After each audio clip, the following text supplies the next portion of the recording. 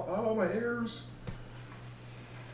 Good evening, ladies and gentlemen, boys and germs. This is the N-Word Podcast. I am your host, Lightning Rod, Spirit Guide, and Cultural Aficionado, the N-Word, aka Nana. I'm here with two of my friends, and we're going to be doing a special podcast for you. This is our year-end wrap-up. Today is anonymous because I don't know when I'm going to release this particular episode. And the time is also a question. Do you know when it is? You'll have to find out. Anyhow, we'll be back in just 1 second with our guests, so stay tuned.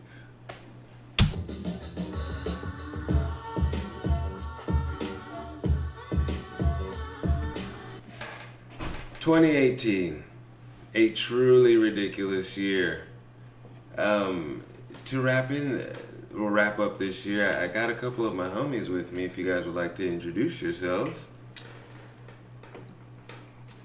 This is Derek from New England Studios. You can follow me at New England Studios /Facebook.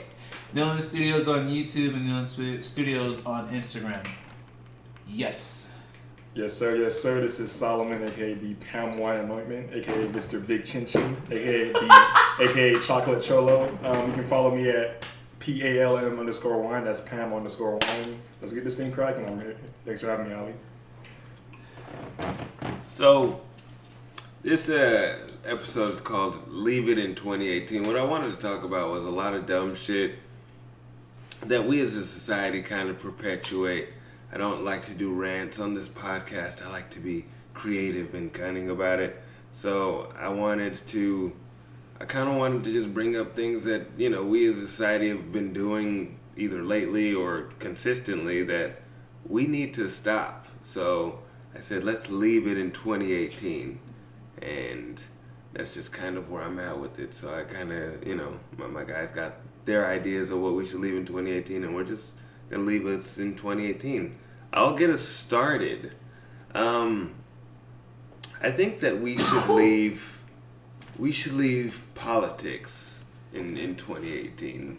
That's party politics and otherwise. I generally think that it's not getting us anywhere. We're kind of at a point where ideas weigh a lot more than politics.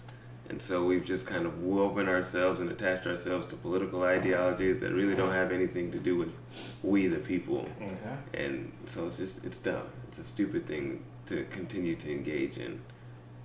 Let's leave it in 2018. Yeah, no, I definitely agree with that. I'm actually glad you brought that up because that's probably something I just couldn't think of what to leave. But, party politics, people just think I'm going to vote either Democrat or Republican, especially black folks that voting Democrats. Like, what have they done for the black community in X, Y, Z years? So people always look at me when I say I'm independent. I'm like, I'm not trying to be different. I'm just like, when you look at them, like, literally these are all a whole bunch of millionaires who are just running on politics and funding, using their money to live a better life, but not really doing stuff for people. But I vote for the idea, not the party. It's a lot of people playing a game as far as what politics is. It's not, you should see more of these champion of the people kind of people rise out of nowhere and become, the people that get voted for. Yeah. But because that doesn't happen, it's clearly something else. It's a class issue. This is a class issue. And so politics becomes a code basically for the little witty banter between old white guys in DC. Like, oh, it's just politics. Like, you guys don't give a fuck about what's happening with people. So leave politics there and look at these politicians. What the fuck? 73-year-old white men running the world? Please explain to me why somebody like that would have control of the world. They don't even know how to use Uber. Did you see the Facebook interview thing? They had no idea how Facebook was making money. He was like, hey, Zuckerberg, how do you make money? He's like, we run ads. It's like, wow, okay. They didn't have that basic information. He said, my daughter was using a phone once. She saw a vulgar message on there. How do you think that happened, Mr. Zuckerberg? I don't know. She may have searched it up. Best guess. Yeah. Speaking of Facebook, excuse me, leave that bullshit in 2018. I don't think that we need to be on there It's anymore. getting people caught up. Yeah, it's a Tagging, location, revealing messages, comments, information. They ask for like more information on Facebook than a job interview. and more permissions than a creep at a party. Yeah. Or it's just like, why are you always trying to get into my data for every specific? I hate the question when I ask, will you allow us access to your cameras? Like, even when I want to do something with my camera and it asks me that, then I just say deny, because I just you know what, maybe next time. Exactly. Because fuck that. Leave Facebook. I feel like various forms of social media. We need to condense this down to one that works. If it's gonna be Instagram, let it be fucking Instagram, okay? Twitter apparently is not a place for any reasonable discourse. It's just a place that 9 years later anything can catch come up with and you. bite your ass. That's crazy. Yeah, Like, so my draft stock's dropping. That's crazy. so it's obviously exhausted its purpose. Nobody's like, let me not read your tweets from yesterday. Let me go back to the beginning of when this website came out. The only person who actually gets tweets read on a daily are the president. Everybody else, nobody cares. Nobody else cares. Yeah, the one person who should not be allowed to fucking tweet whatever he thinks. Yeah. But I kind of disagree with the Facebook thing. I do agree with the fact that I think it's more of like, okay, there's a privacy issue thing that's going on. People not knowing how to protect the privacy, being overexposed to that. But Facebook gives us all the platforms in terms of sharing. It's like this podcast. Facebook is probably the easiest way to share more faster, or on Twitch or on YouTube. So I think having those various forms. I'm not sure. Basically, I'm trying to say, I don't know if it outweighs it. I'm trying to see what are the cons outweigh the pros. Well, I do see Facebook as a necessary evil in the regards of, you can find somebody from years ago as long as you know their first and last name and if they're on Facebook.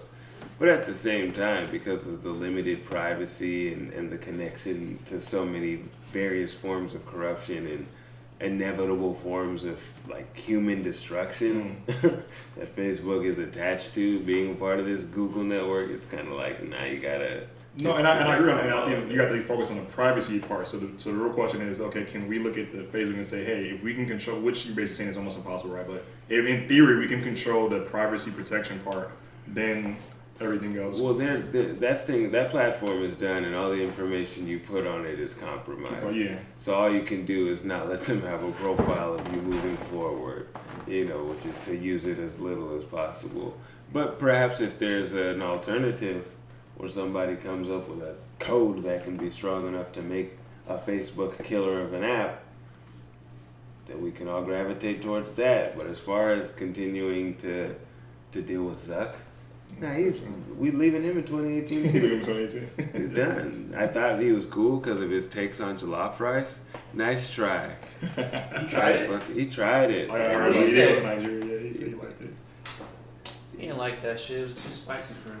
Yeah, he went He there. ain't got the tolerance. He ain't got the tolerance. He said, I thought you said he ain't got the tonsils. I was like, No, he ain't got the tolerance. Any new person that's tried like jollof rice or any type of Nigerian dish, they swear up and down it's the spiciest shit they ever had. Well, it depends. It depends. The jollof rice in here is more Americanized, so people are tolerable here. It depends, but I hate when people tell me food is spicy. And what the hell are you talking about? It just tastes like food. Yeah. It's not spicy. Come on, bro. You guys got any leave its? Before I keep throwing them out here. No, keep going. I'll jump in. Snapchat definitely. Oh, yes. I've been looking. The thing about it is I still have it on my phone. Do you guys still have it on your phone? I never got a Snapchat. I left that in whenever it came out, 2010. I never got one. Yeah, I have it on my phone. I don't use it. I don't know. I've been hesitant to uninstall it, but I think that on December 31st, as the ball drops, I'm going to uninstall Snapchat. No, I call it a snitching app. You my friend, I call him BBC because like weirdly, because I don't have a Snapchat, but people hit me around like, oh hey, I saw you at the random party. Yes, what are you talking about? To how did you know I was there? It's like, oh, your friend has you on Snapchat. Okay, there we go, the snitching app. You can't. You gotta be careful where you go. You know, all these apps just reveal your location. Exactly. Or even worse, with this girl was one of my friends. She's like, oh, I did this, and this. And I was like, yeah, I already know because my friend showed me on Snapchat. So I already know exactly what you did during your day. You don't need to tell me. On top of that, I've been in a situation where you try to talk to a girl, you pull whatever, right? And instead of like traditionally, let's exchange numbers. Yeah. She'll say, oh, add me on Snap. Add me on Snapchat. I'm like, what? Why? It's like throwing a dirty sock onto a pile of dirty laundry. What? How many niggas just add you on Snap every day? And the thing about Snap is it's a stalker feature. Exactly. The idea of, the women who use Snap every day, although they're very entertaining, a lot of them are very just attractive to look at. What they're doing is just living their life. And then you're watching them live their life in motion. Is that there's a premium Snapchat too? Is there? Yes. I don't have a Snapchat. Premium. So the premium, I don't know exactly like how it works, but the premium Snapchat is for like the exclusive shit where you have to subscribe to watching them. Subscription shit. To watching them on Snapchat. So let's say like I'm in the cosplay shit. There's certain cosplayers, man. They're the women just milk that shit. What they do is they promote their Snapchat premium accounts, and you have to pay to watch them do some explicit shit that they can't do on Instagram. So they get a Snap premium account, and then they basically just rub their box in front of a web, because what else can you do? I guess. That's good to know. There's even couples that smash on the regular on Snapchat Premium. So I've never heard of it. So Snapchat is basically a new mobile form of pornography. Is what it can be. That's how it started. Actually, it can be. When I first heard about it, that was originally where you were supposed to send all your vulgar, crazy shit. Then by the time I got to it, which is usually by the time I get to anything, it was just used up regular social media garbage. Even when I got to Facebook, I was there in literally the beginning of the end of when it was only for students. So even my Facebook right now, it's still my Cal State East Bay login email. Yeah, I remember that. That's how it was. So I was like, yeah, this was, and so it felt so fucking cool to be on Facebook at that time. Like, oh, you can only see other people from other schools on here, and it's awesome. Like 6 months later, the floodgates opened, and it's just crap. And it's been crap ever since. So I feel like there was a period of time where, you were on Snapchat. Everything was freaky. Everyone was freaky because they knew the shit was going to delete in 24 hours. And nobody was thinking about how messy it actually could be. And then it turned into another fucking social media platform. Interesting. Except for it's not profitable. And so... Yeah, it's because Instagram and Facebook, they're like, oh, we can do this too. Like, oh, so basically we don't have to store the data. What? We get to delete the data? Okay. Oh yeah, we have to leave Instagram in 2018 too, unfortunately. And I like Instagram as an app, but you're Facebook too. Yeah. Insta Facebook goog. It's just another platform for people to show off their selfies. Even leave that selfie term in 2018. Oh, yes, please. Instagram was cool, it was, I get the idea, but these quote unquote thoughts, they always manipulated and transformed it into their own platform for them to profit on. Always. Shit, if we made like a cooking channel or a cooking network, they'll change that shit, flip it, and here's some titty flapjacks. Subscribe. Yeah, but I've never been. Even Cash App. I've never been a fan of Instagram myself. I'm on it right now, just do my comedy thing here and there. But it really is just a lot of what I see. A lot of people who are fake and they're just on there trying to promote a certain lifestyle. that they don't even have. They'll post pictures from like 6 months ago. I'm like, I thought you were in Australia 6 months ago, but I'm gonna post it now. And this is what I actually dislike about Instagram the most: the fact that it's made numbers irrelevant to the point where there are girls on there who are just basic girls. Basic. But they have 10 or 12,000 followers. And they live with their moms, no job. Basic. But because they have so many people in their inbox now, you can't even, now for them, they think they're on top of the world now. So now trying to get a number becomes, oh, yeah, like, no, I'm this famous person. Yeah. I mean, if you're even a certain level of active, you'll get a friend request or whatever on Instagram from a basic girl with 10,000 followers like every other day. And you're like, who are you and why do you have 10,000 followers? There's nothing, you're not doing anything. It's just pictures of a normal girl that I can see. Who vacations or has drinks. And then when I scroll down, she even has a boyfriend. Crazy. I'd be like, what is actually attractive about this? What the fuck is going on? The numbers are wild. That's funny. And it's not just a girl thing. People be like, oh, you're being misogynistic. No, I'm not just talking about, it's typically that aspect. But even there's some guys on there who are on there just taking irrelevant pictures of random things. Everybody thinks they're some type of producer or things like that. So I mean, things that test well in the algorithm that a lot of these people have mastered. Exactly. You know what I'm saying? The people who do that, they all master how the art of taking such photos and doing whatever they got to do. Yeah. It's a science. Yeah. Leave the blue check as well in 2018. What's blue check? What's that? I don't know what that is. Being verified. See, like I said, I'm not part of this whole fake world. Leave that shit, man. I get the concept, but it's like people feel you have to have it to. It's gonna make you feel important. Yeah. On your profile. Oh, I see. Oh, yeah. I mean, it's all these things once again are just another form of class, right? So Instagram is basically, if I've literally heard a girl walking by this guy and he's saying, oh, if you don't have at least 200K followers, don't talk to me. So it's a form of class now. Yeah. Like, now I'm and verified. Followers are a form of currency. Yeah, it's a form of currency now in a sense. So that's really all it is. And even in the capacity that the rich get richer, right? People will not. You could be about the same thing and have no followers, and nobody will fuck with you. But if you pay for 10,000 fake followers and then do the same thing more consistently, people will start to follow you because they see that you have followers. Exactly. And so they're like, okay, whatever. Or what's he going to do? Because these people are waiting for it. I don't want to miss it. And so they're more inclined to jump on just because. And it has nothing to do with shit except for these inflated numbers and this weird stuff. That's when you see somebody with 100,000 followers or only 12 likes on their account. Like, wait, what's going on? Oh, yeah. What's going on here? The numbers don't lie. Yeah. Analytics will tell you. Yeah. It happens pretty quick, too. You know when that's fake. Yeah. But you mentioned Cash App earlier. I cut you off. You mentioned Cash App.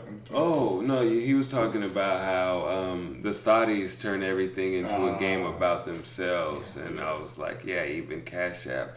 You know, Cash App is like a WhatsApp kind of thing. Like, it's really popularized by the foreign people that use it for their day-to-day life for important shit or whatever because they got to send money to people in foreign countries. And then it gets taken into something that thoughts use to pay for their pussy transactions because that's what thoughts do.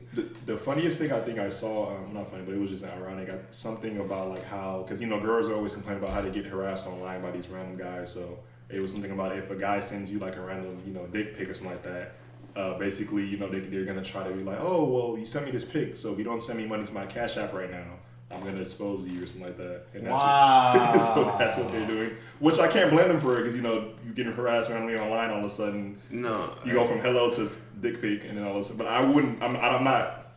In all seriousness, because, a message transaction record is pretty easy to find, but I feel like sending unsolicited dick pics should be a crime. Yeah, no, exactly, yeah. That should be a crime, bro. Yeah. That should be like transmitting any other kind of pornography or whatever. You could call it child porn, but yeah, if you're sending dick pics, sorry to all the homies that do it.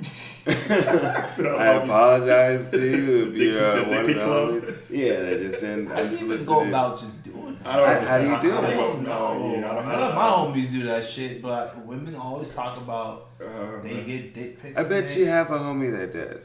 But whatever, you know what I'm saying? That nigga, something's wrong with him. Because I hear about it from females all the time.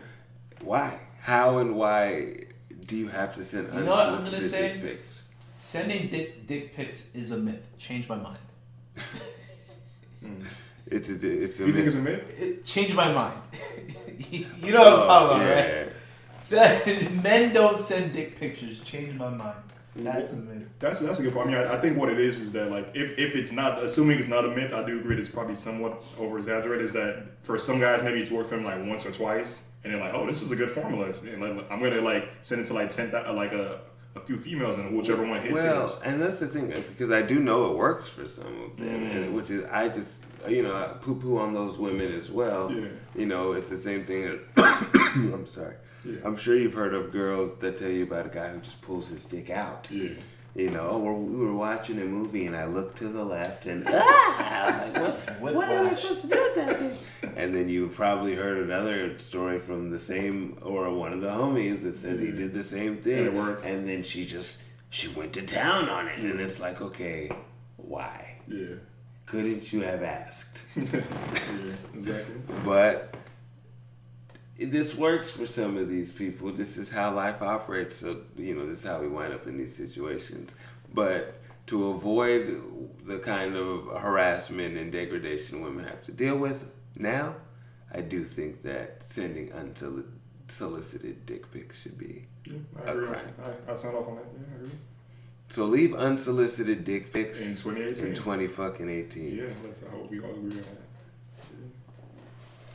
What else can we leave in 2018? There's some good ones you have. Let's leave the Migos in 2018. I know this is going to be an unpopular take. Offset. Yeah, I would like to leave Migos in 2018. Take off. They make some cool songs, but I mean, I don't know. Is it really good culture too? I like that song Narcos.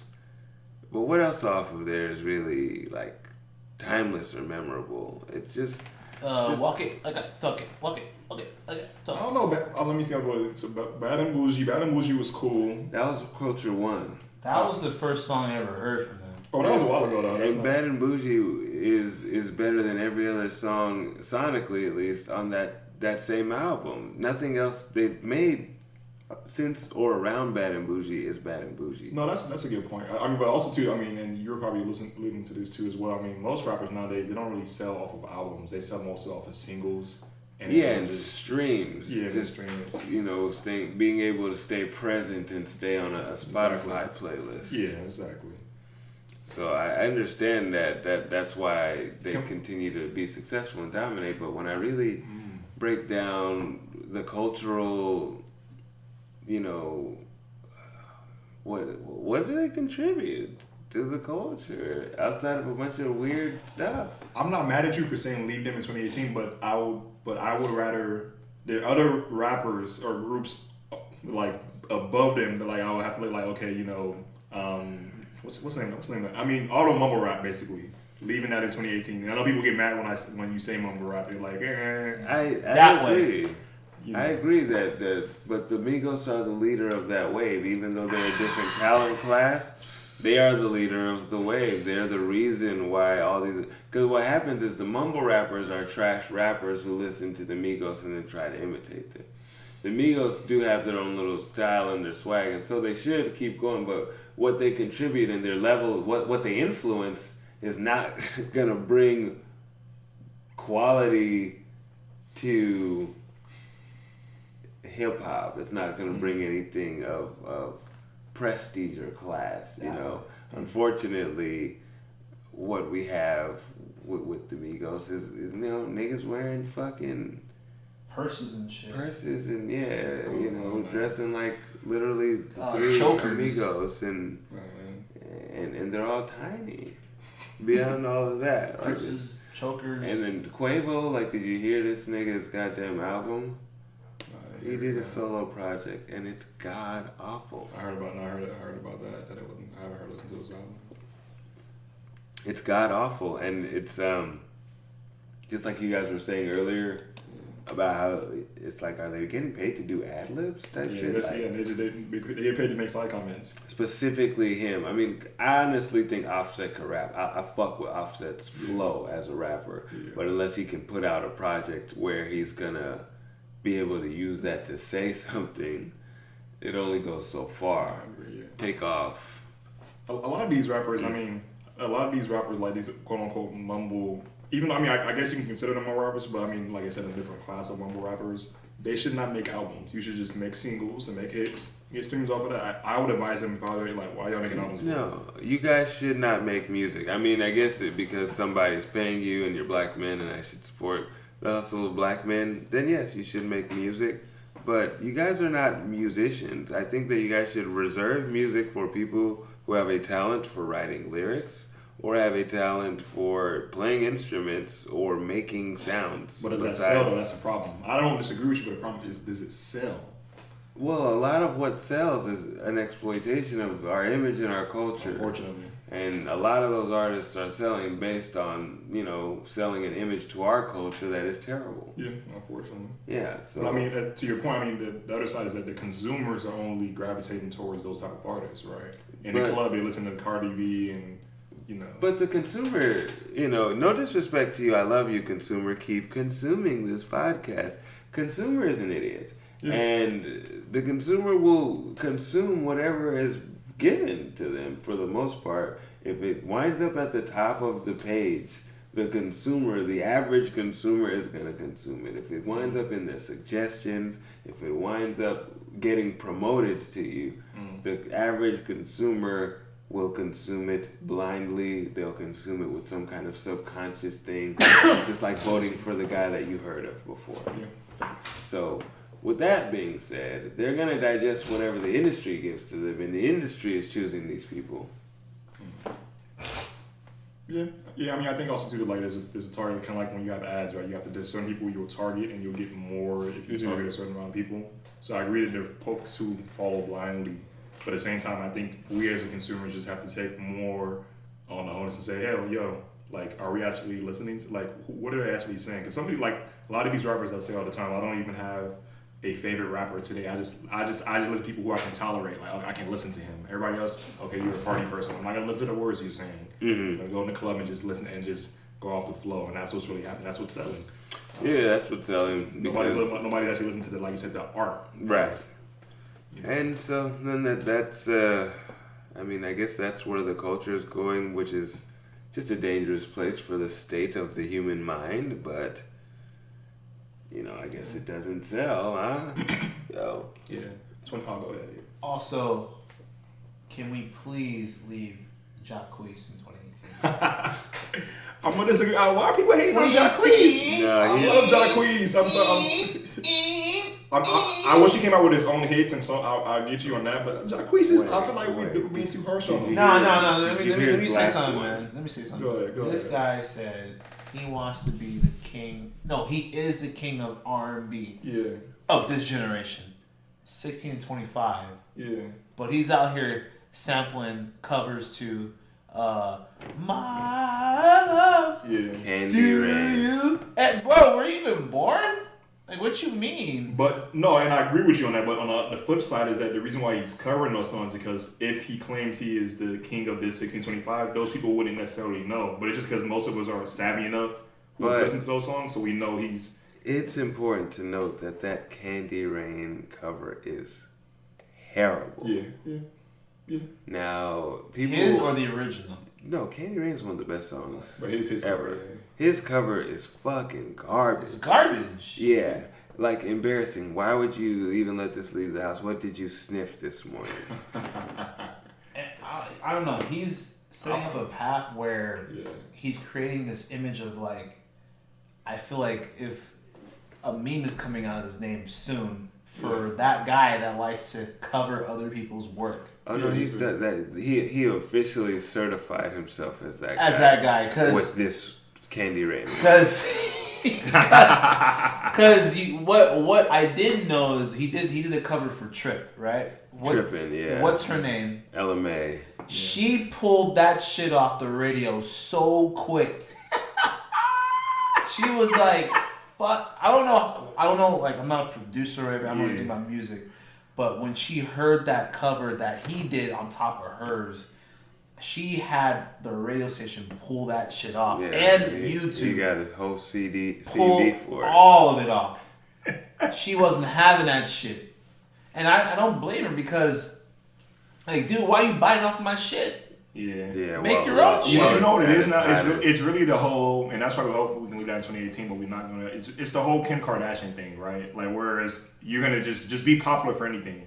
So right now, what he's doing is that he's just saying he's the king of R&B, whether he believes it or not. But he knows enough people gonna be mad about him at it, and he's gonna be relevant. And that's gonna relevant. And so I mean, it's just about saying. I mean, that's what it is. It's a Kim Kardashian model. Be relevant. Even to the point where we are talking about him. Thank you. On this podcast right now, because he's easy. Yeah. But be important that it's noted that this podcast is coming out in 2018, and that he should be left there with this podcast.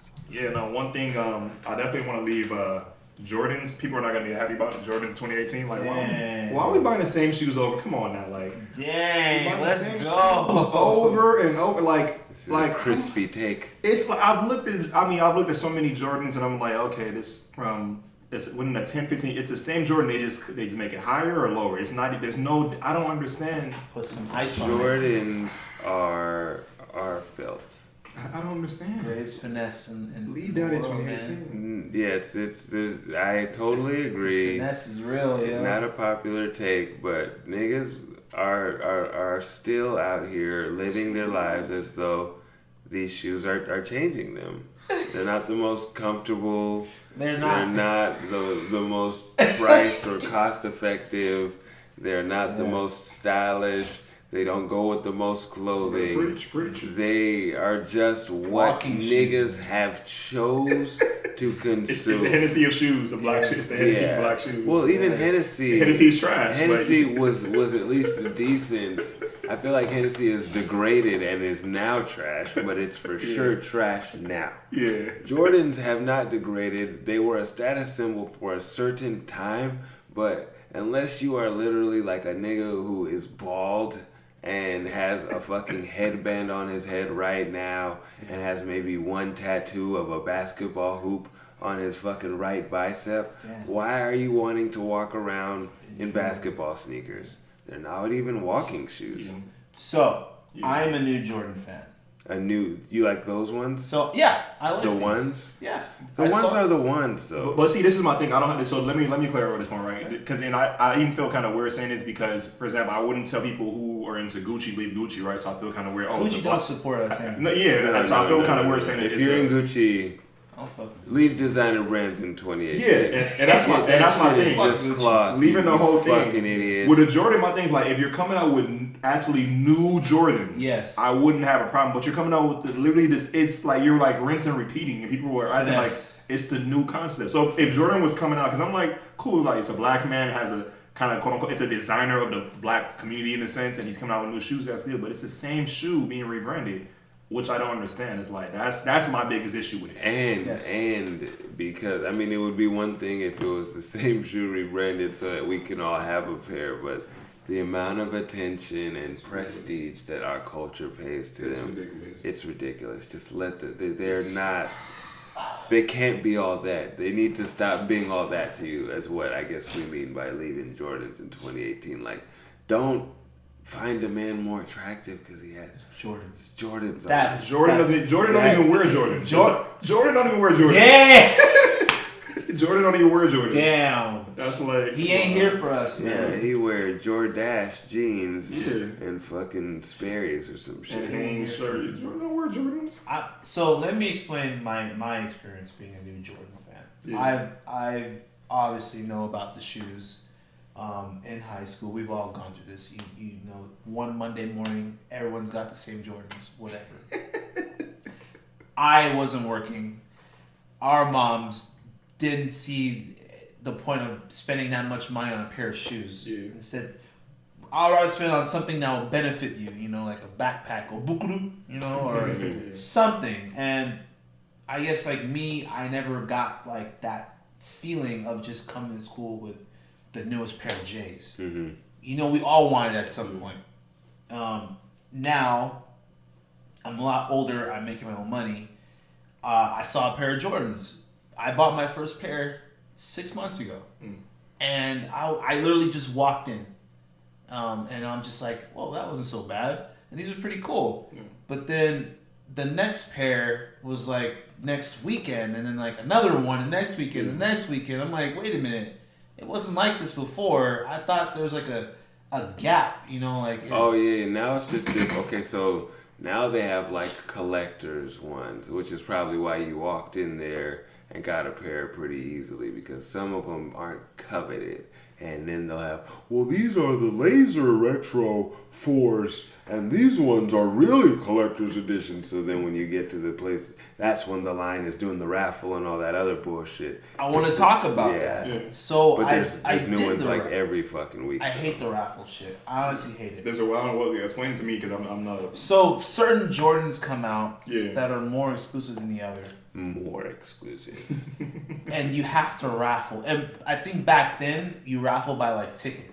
Now you raffle through apps. Oh So you have to raffle through Foot Action, Champs, Foot Locker, whatever. And I think this raffle is so broken, and the system is broken because I don't think it's by chance. Mm-hmm. I think it's, I don't know, maybe if you invest more money in Foot Locker or Champs, whatever, you have a higher chance of getting a winning ticket. Oh yeah, if you're part of the club and you probably get more entries or something. Yeah, and I've never won a raffle before because I've seen some cool Jordans like, man, I want that, and you can't win that way. These shoes. There has to be, there would have to be some kind of a fix. The market is too steep on the resales of those to not kind of calculate how they are distributed. So this is what they do, man. Because they wouldn't want to distribute to somebody that would wear it. They sell the shoe. Example, there were the Spider-Verse movie that came out last week. Yeah. Certain Jordans from that film was released that same day. So those were exclusive. That's the one you should get. But if you can't, this is what people do. They buy 3-4 pairs. 7, 8, 9, 10 and a half, 11, right? They buy it. And then the people that are waiting in line to get it, they resell it at a higher price. So the shoes are $160. Mm-hmm. Depending on the size, I think like the lower it gets, the higher the price is for some odd reason. I don't know. A size 7, they were reselling it for $300. What? When the shoe's originally $120. Yeah, I mean, And people buy it. It's basically diamonds. It's basically worthless things that people are putting stock into. Like They Supreme. put value Yeah, into it. it's a diamond of shoes, basically. It's that's what it is. You're selling it. I can't see the thing about Jordans. Some men over 30 are still waiting in line at the mall. Over 40, which is Men what? over For with their 30 kids. waiting Why? in line. And nephews and cousins and uncles on Black Friday, leaving Thanksgiving early. No, I'll leave these pork chocks. They'll be here when I get back home. Let me go to Those shoes have no value. They literally have 0% value. There's no, and then they It's a only diamond. cost less than a quarter to make. It's like I say, it's a diamond. They're selling things based on just the image of it being. And like I said, once again, this is my thing. I don't want to hate. Like I say, if you're into Jordans, it's cool, but not the same. If it's changing, like you look at this shoe. This is the one is different from the 12. Okay, that's good. But you're buying the same kind of type of shoe like that. It makes no sense to me. I don't understand. I don't. Jordans also kind of don't teach men to be men. They don't branch out of like. Exactly. That's my point. Like the You know, same kind of. It's exactly. the same. There's not like a Jordan style dress shoes unless They don't know about it because that same person that's buying Jordans don't know about Stacey Adams. They don't know about it. Yeah. Or any dress shoe. They try to keep you in those. They want you to grow up from basketball shorts into fucking sweatsuits. Yeah. They want you to be that guy. wearing the whole Jordan full head to toe suit with them stupid ass sneakers. I've seen a whack. friend of mine I grew up with. She married this guy. This guy had a wedding suit, but he had 11s on. How? Oh, can we leave that in 2018? Who does that? Every time I watch fucking ESPN, I see all these weird ass goddamn analysts come out from behind their fucking rat hole desks and they got fucking sneakers on with suits. Oh man. Leave that shit here. It's a terrible look. It's embarrassingly bad. If it really hurts your feet that much to wear fucking dress shoes, then maybe you need to just not wear a suit.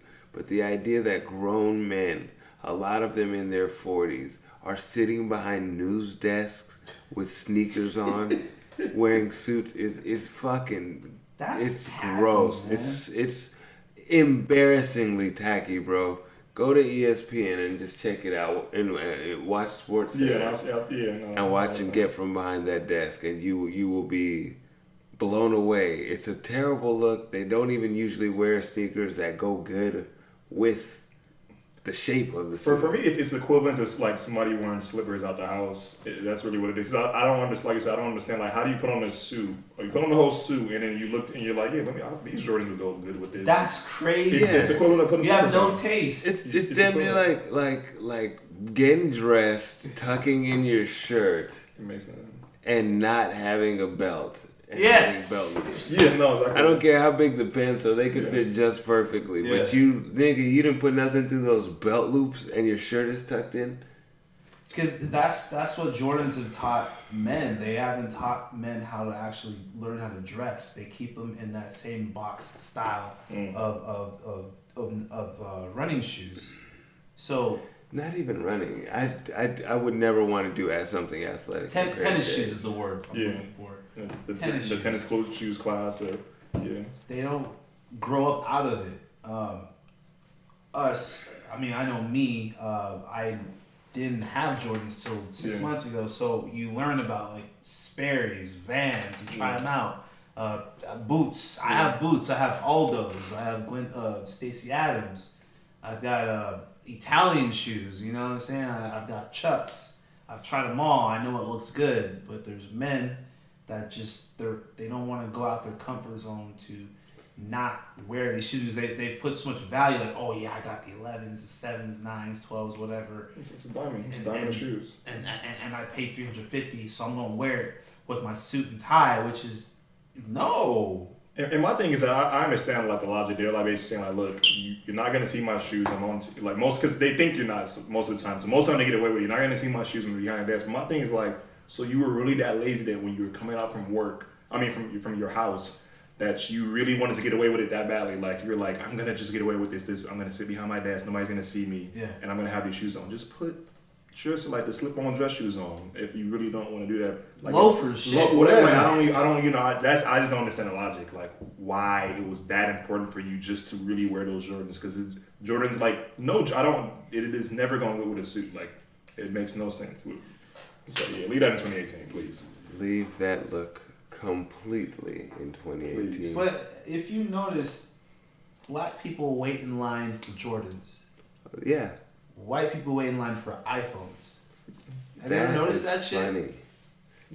White people do wait in line for iPhone. That's some loser shit, man. You can just get this shit online. Is that the consumer culture or what? Yeah, it's a class culture. Once people want to be first, they want to show up on social media. Look what I've got. Look how this $1,000 phone bends in my pocket. Yeah, now this is an awesome investment that I've just made. For just 16 payments and for the next 2 years, I'll be able to own this phone. And by the time I own it, the next one has already come out. Damn. Yeah, I've never really been an iPhone. The only reason the only reason I even have an iPhone thing right now is just so I can record things on my phone when I'm doing my comedy things and that sort. But I've never been a big iPhone user. I mean, there's a whole history behind even Apple in African countries and how they're, taking and how they're just overusing kids in that aspect. So I don't want to get into that. But anyway, I'm waiting for all these other companies to make a comeback and push Apple a little bit further because Apple monopoly is crazy. Like you got to download, you got to have a Mac to download a song. You have to do all of this. Have an Apple account. I'm like, damn. Like I can't just download something. I got to do all of this. The monopoly is crazy. Android's. I started off with Android too, and I liked it because I was type to just play music off of the boombox, whatever you want to listen to the phone. You download it, drop it in the folder, you're good. Yeah, exactly. Apple, oh, okay. you gotta get the song, exactly. You gotta convert it, then you gotta put it in a folder through the iTunes. Yeah. Then you have to sync it, then apply it to the phone. Then you gotta go into settings. It's so much bullshit. Speaking of the social media and anxiety that it causes, I would really like to see people's shitty takes and their false concern about mental health be left in 2018. And I know this won't be a likable take, but unless you guys want to address the societal factors that actually contribute to all of the stress that leads to people here. And that's not looking at isolated incidents. That's looking at broad pictures that feature samples of people that are in larger than isolated incidents. You know what I'm saying? Like people who snap, you know what I'm saying? Look at the factors that contributed to 10 people snapping, not looking at one guy snapping as an isolated incident. But if you're not willing to actually address the economic issues and the social factors that contribute to why people are not mentally well in America, I don't want to hear your fucking shit about mental health because you don't give a fuck. You don't. That's a good point. No, that's a good point. I think, 2 points I want to say. But I think, first of all, the first point is that it's one of these, it's a follower kind of like society, right? You want to jump on the wave like, oh, this is good now. Let me jump on this. This makes sense. That's the first part. I just, enough said on that. The second point I think you're making is just that, in terms of the economical standpoint, just think about it. If you're working at least minimum 40 hours a week, I mean, that's the hours you're actually at work. 40 hours a week, come back home, have a family, and you're barely able to provide food for your family. How is that? Of course, mentally, that's going to have a cycle effect on you in a sense. And then mentally, that's already that, and that's the societal aspect as far as you not being able to feed yourself. Yeah. Then you get on social media and you see somebody who works 40 hours a week and can somehow take care of their motherfucking life and all that stuff, and that starts to weigh on you too. Okay, so now you got two things that are just destroying your mentality as far as you live here. It's not very hard to fall apart here at all. So if you recognize and address that stuff, you'll really figure it out. But when you have all these people that come out, mental health, do you really care? Celebrities that come out and talk to it, but you don't ever want to get to the actual issues. You just want to talk about people are depressed. More of us need to open up about our feelings. What is that going to do when the pressure is still here? Basically, get to the root of the problem. Get to the root of the problem. Yeah, I can talk about my anxiety all the time about how I'm anxious about living paycheck to fucking paycheck. And what the fuck is talking you gonna fucking do for me? I still live paycheck to paycheck. It costs money to talk to people. So, the easiest way to fix it is to fix the society. Most other countries aren't dealing with these mental health issues. Even third world countries, people are happier. Yeah, no, it's a good point. I think it's when you're when you're in a first world country, you think like, hey, I'm working 40 hours a week, I'm doing all this. Why don't I necessarily have a home here? Why am I in all this debt? Right? So you're trying to understand like, why aren't I living this American dream to a certain extent, despite me doing all the things I'm supposed to be doing? Whereas you don't realize that really that's been shifted. That whole philosophy, the whole rug has been shifted apart from under you. So now you're continuing doing the same thing and getting nowhere. Going on social media, wow, this person is on social media and doing nothing. And they're doing things. But with that being said, I do want to address the fact that there are people who do have serious mental health issues. So we're not talking about those folks like who have to take medication of that sort.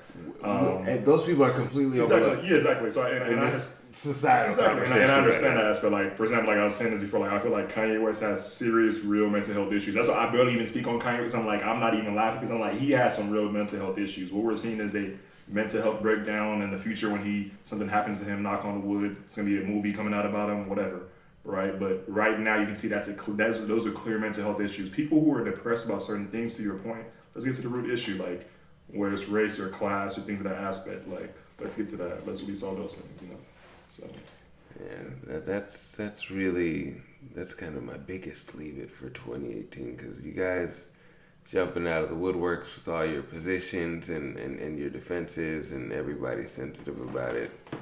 Let's just address some of these things. It's kind of the same thing with politics. If you can get to the root of the issue, you'll find out that a lot of this stuff is not as complicated as it seems. Most of it is kind of just a distraction for the status quo. So, and it's not incumbent. I mean, it is incumbent on the people to fix, the problems, but it's also incumbent on the society to help. Got to come from the top down. It's not supposed to be from the bottom up. We're not supposed to necessarily fix everything as individuals in society with GoFundMe's and shit. That's not it. I'll go fund my way out of debt. Yeah. Which would honestly also be theoretically doable if everybody was willing to just contribute to everybody's debt GoFundMe. Yeah. But then once again, to your point, to think about this is like, why does that debt exist on a national level, on such a various, like, why is everybody in debt, right? Why is it that you go across, like, everybody has student debts, like, why does everybody have so much student debt? This isn't really a leave it, and we're kind of getting towards the end here, but I'll tell you why everybody's in debt. Our parents lied to us. Did you think that you would grow up and then you'd have to walk into a car dealership or like a realtor and present your degree before they would give you a car or fucking give you a house? Because if you would have asked me when I was 14 years old what you needed to do to be a successful person, it would have been give a degree to anybody and then you can do whatever you need to.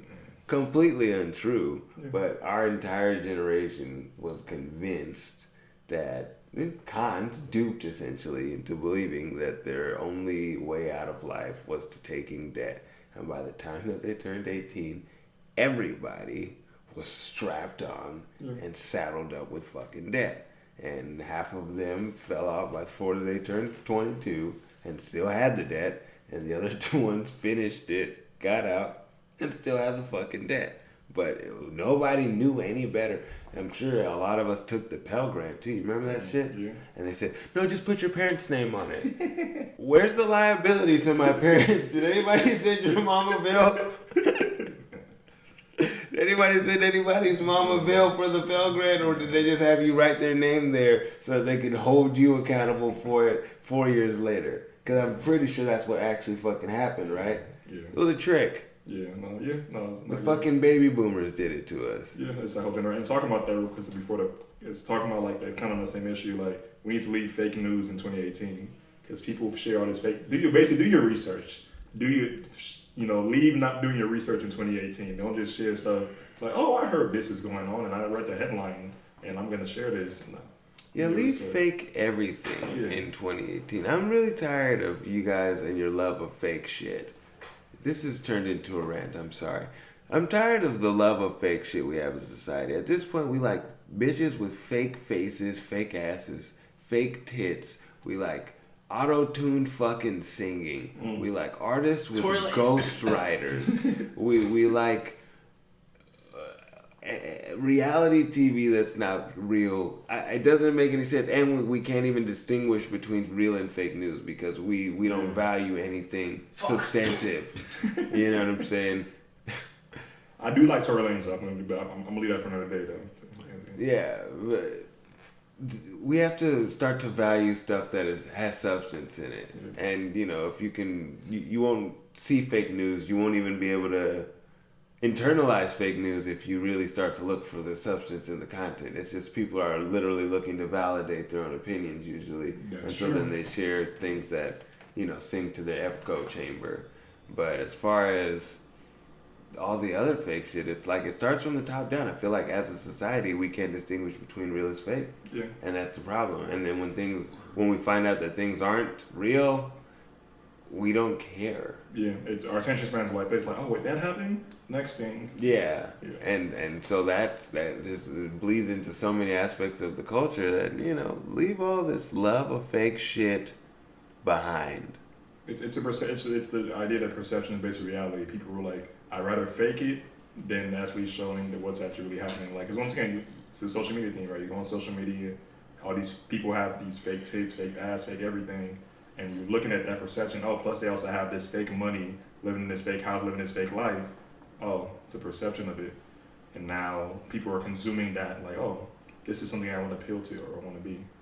The expression "fake it till you make it" needs to be left in 2018. It's a dangerous expression. We've let it linger for about 30 years and had no idea what it was doing to us. Yeah. But that is one of the things that we just need to scrub it from the zeitgeist. No more faking it till you make it. Make it when you make it. Or just be hush about it. You can just come up on the side. Nobody needs to know you coming up on the silence, on the low key, and then just come out like, oh, we're okay. This is what I got going on. Stay low and then come up. But not fake it till you make it. Stay low and come up, or make it when you make it. But this other stuff. No, I'm not telling my kids that. I'm not. No more of that. Yeah. I think that's my short list, and we're kind of at the end of the episode. Anyways, it's about an hour mark. It was great having you guys. Do you have any pluggables or any IGs, any projects, anything you got coming up? I just completed a Miles Morales costume last week, the day of the film. So if you want to check that on my YouTube, I've got some content that I put up, and I've separated the costume into 4 different videos. Nolan Studios, you can't miss it. There's only one me on the internet with the lightsaber and costume. So Yeah. check me out. Again, this is the Pamela Norman, aka the producer of Happiness, aka Mr. Big Chin Chin, aka the Chocolate Cholo. But anyway, I have some few projects coming out. I haven't been as consistent, so apologize to my followers about that. I've been busy with stuff. But anyway, I have my new Jollof skit. It's gonna be coming out hopefully by the beginning of next year soon. So look out for that. It should be pretty interesting. So yeah. Let's see. And as you know, I am your host, the N-Word. You can follow me on Twitter and the Instagram at the _N_word. You can also find me on PSN and Twitch if you're ever gaming at .theinfamous. Thank you for everybody who likes and shares and listens to this podcast. You can always find us on SoundCloud. And we will be back next year with more episodes. So, Happy New Year and enjoy. Bye-bye.